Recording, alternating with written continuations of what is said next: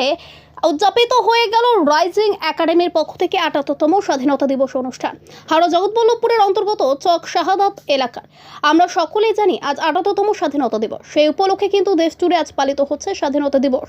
এই মুহূর্তে যে ছবি দেখাবো হাওড়ার জগৎবল্লভপুরের চক শাহাদাত এলাকার রাইজিং একাডেমির, যেখানে দেখা যাচ্ছে রাইজিং একাডেমির পক্ষ থেকে স্বাধীনতা দিবস উপলক্ষে সকাল ৮টা নাগাদ স্কুলের ছোট ছোট শিশুদের নিয়ে শিক্ষক শিক্ষিকারা একটি প্রভাত ফেরির আয়োজন করেন, যেখানে দেখা যায় ছোট ছোট পড়ুয়ার পায়ে হেঁটে এবং জাতীয় পতাকা হাতে নিয়ে ওই শোভাযাত্রায় অংশগ্রহণ করে। এছাড়াও এই দিনের এই শোভাযাত্রায় স্কুলের কয়েকজন পড়ুয়ারা বিভিন্ন ধরনের, যেরকম ক্ষুদিরাম বসু, বেগম রোকেয়া, মাতঙ্গিনী হাজরা, সুভাষচন্দ্র বসু থেকে শুরু করে একাধিক ধরনের সাজে দেখা যায়। শুধু পতাকা উত্তোলন, প্রভাত ফেরি নয়, পাশাপাশি স্কুলের পক্ষ থেকে নৃত্য অনুষ্ঠান থেকে শুরু করে অঙ্কন প্রতিযোগিতার আয়োজন করা হয়েছে।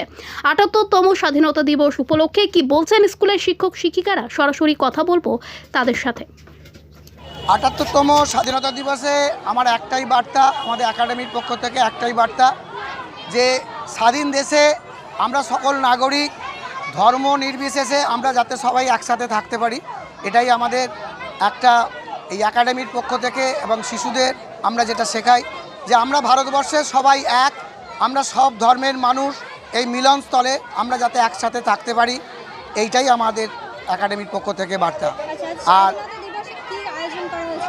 আজকে স্বাধীনতা দিবসে আমরা আয়োজন করেছি, প্রথমে আমরা শুরু করেছিলাম প্রভাত ফেরি দিয়ে, তারপরে আমরা করলাম বাচ্চাদের একটা সাংস্কৃতিক অনুষ্ঠান, আপনারা নিশ্চয়ই দেখেছেন।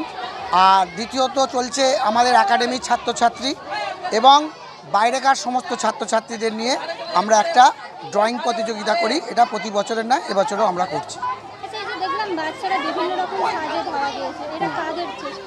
এটা একাডেমির আমাদের ম্যাডামরা এবং আমাদের মাননীয় করিমদা এবং নুর হোসেন দা এবং আমার সকলের প্রচেষ্টাতেই এইটা গড়ে উঠেছে।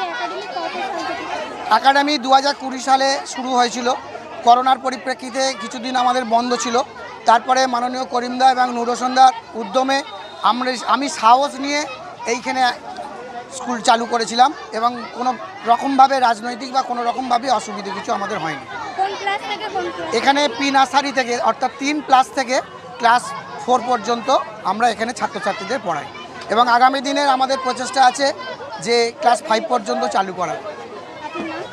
আমার নাম অরূপ কুমার নন্দী, এই স্কুলের প্রধান শিক্ষক।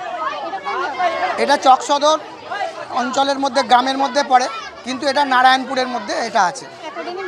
একাডেমির নাম রাইজিং একাডেমি।